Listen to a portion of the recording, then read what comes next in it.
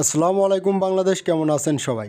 আশা করছি সবাই ভালো আছেন। আমিও ভালো আছি আপনাদের দোয়া ও ভালোবাসায়। আজকে আরও একটি নতুন ভিডিওতে আপনাদের সবাইকে স্বাগতম। তো প্রতিদিনের মতো আজ সকালে আমি আমার গরুর জন্য চলে এসেছি মাঠের কিনারায়। সকালের এই স্নিগ্ধ পরিবেশে কাঁচা ঘাস কাটার অনুভূতিটাই আলাদা। আজকে আমি আপনাদেরকে দেখাবো আমি কিভাবে আমার গরুর জন্য পুষ্টিকর ও টাটকা ঘাস নির্বাচন করি এবং কাটি। আমার বিশ্বাস আপনারাও আমার এই ছোট্ট যাত্রার সঙ্গী হবেন। চলুন দেখে নিই আজকের দিনের ঘাস কাটা। মূলত আমাদের এই দিকে বর্ষাকালে জমিতে পানি থাকে, তাই সেভাবে গরুকে কাঁচা ঘাস খাওয়ানো সম্ভব হয় না। তো আপনারা ভিডিওতে যে জমিটি দেখছেন সেটি মূলত আমাদের বাড়ির কাছের জমি। এই জমি থেকে বর্ষার পানি আগেই নেমে যায়, ফলে ভালোভাবে গরুর জন্য কাঁচা ঘাস চাষ করা যায়। তো আমাদের এই জমি থেকে বর্ষার পানি নামার সাথে সাথেই কিছু চারা ঘাস রোপণ করি এবং সাথে কিছু গমের দানাও ছিটিয়ে দেই। আমাদের এলাকার গরুর বেশিরভাগ খামারিরাই গরুকে শুকনো খড় দিয়ে লালন পালন করে থাকে, কারণ আমরা চলন বিলের ভিতর থাকি। এখানে সকল ধরনের ফসল উৎপাদন করা হলেও 12 মাস ঘাস চাষ করা সম্ভব হয় না, কারণ আমাদের এলাকার জমিগুলো বর্ষাকালে পানিতে ডুবে যায়। আমাদের এই জমিতে আমরা প্রতিবারই গরুর জন্য গমের চারা বপন করে থাকি। গমের কচি চারা গরুর জন্য অত্যন্ত পুষ্টিকর খাদ্য, যা দ্রুত